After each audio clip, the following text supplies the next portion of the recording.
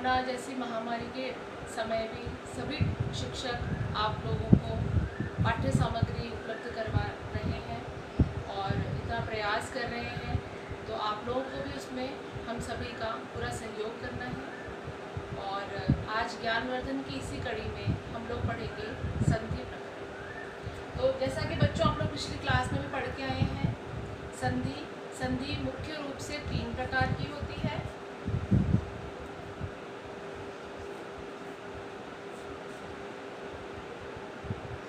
स्वर संधि,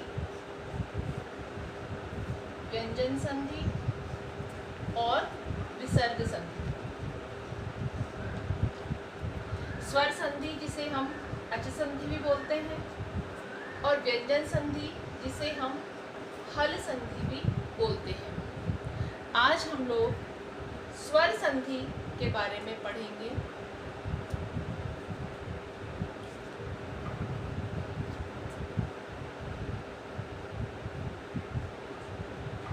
स्वर संधि 5 प्रकार की होती है।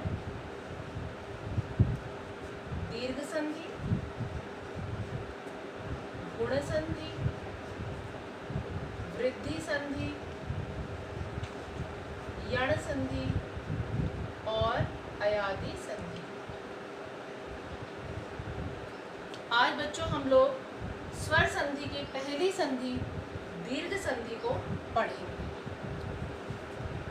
दीर्घ संधि चूंकि इसके नाम से ही स्पष्ट है, दीर्घ संधि में क्या होता है कि समान स्वर जब आपस में मिलते हैं तो दीर्घ एकादेश हो जाता है। दीर्घ संधि में इसकी विशेषता है कि ये समान स्वर वाली संधि है। अब आप पूछेंगे समान स्वर क्या होते हैं? ए और आ आपस में समान स्वर हैं। ह्रस्व ई और दीर्घ ई आपस में समान स्वर है। ह्रस्व उ और दीर्घ उ आपस में समान स्वर है। ह्रस्व री और दीर्घ री आपस में समान स्वर है। अब जब इन समान स्वरों का समान स्वरों से मेल होता है तो हमेशा संधि होने पर या जोड़ होने पर दीर्घ एकादेश ही होता है। अर्थात ए और आ में जब संधि होगी तो एकादेश होगा आ। ई और ई में जब संधि होगी तो दीर्घ एकादेश होगा दीर्घ ई। उ और उ में जब संधि होगी तो दीर्घ एकादेश होगा दीर्घ उ। और इसी तरह ह्रस्व री और दीर्घ री में जब संधि होगी तो एकादेश होगा दीर्घ री। अब इनकी हम एक एक के उदाहरण देखेंगे। सबसे पहले हम देखेंगे उदाहरण ए और आ कि किस प्रकार ए और आ में दीर्घ एकादेश होता है और दीर्घ संधि फलित होती है। देखिए सबसे पहला उदाहरण है देव प्लस आलय। अब यहाँ पर देव के व में अंतिम स्वर है ए और इसकी संधि हो रही है आलय का जो आदिम स्वर है आ इससे।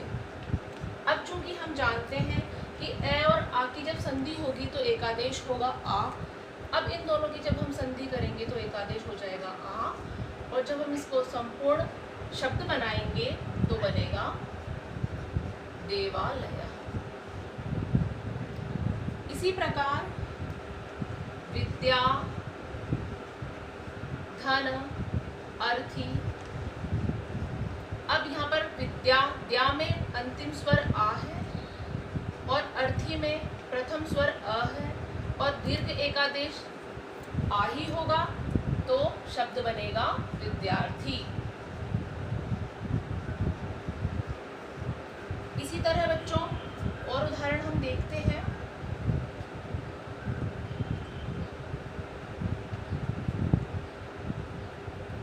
हिम, धन, आलय तो बनेगा हिमालय। सुधा, धन, अर्णवः बनेगा सुधार्णवः।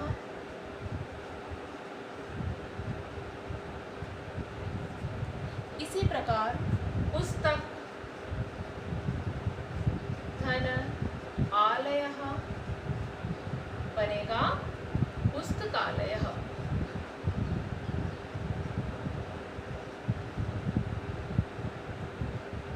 ये ए और आ के कुछ उदाहरण हैं, इनसे आपको स्पष्ट हो गया होगा।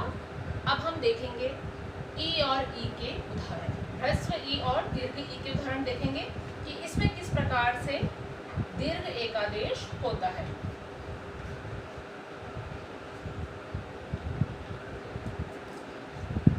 कवि प्लस इंद्रः, तो यहाँ पर वह का जो अंतिम स्वर है वह ह्रस्व ई है और आगे भी ह्रस्व ई है, लेकिन जब दीर्घ एकादेश होगा तो इन दोनों के स्थान पर हो जाएगा दीर्घ ई और शब्द बनेगा कवींद्रः। देखिए यहाँ पर वह की मात्रा दीर्घ हो गई है। इसी प्रकार हम देखेंगे गिरि धन ईशः, यहाँ पर गिरि में अंतिम स्वर ह्रस्व ई है और आगे दीर्घ ई है, तो ये व की मात्रा जो है वो दीर्घ हो जाएगी और बनेगा नवीन शब्द संधि होके बनेगा गिरीशः। इसी प्रकार हम देखेंगे सती धन ईशः, यहाँ पर दोनों ओर दीर्घ ई है और शब्द बनेगा सतीशः। एक दो उदाहरण मैं आपको और बता देती हूँ और स्पष्ट हो जाएगा। शची धन इंद्रः बनेगा शचीन्द्रः। ऐसे ही लक्ष्मी धन इच्छा, ये मिलकर बनेगा लक्ष्मी छा। तो इस तरह से अ और ई के उदाहरण हमने देखे। अब हम अगले वीडियो में देखेंगे उ और री के उदाहरण। थैंक यू सो मच, धन्यवाद। जय तु संस्कृतम, जय तु भारतम।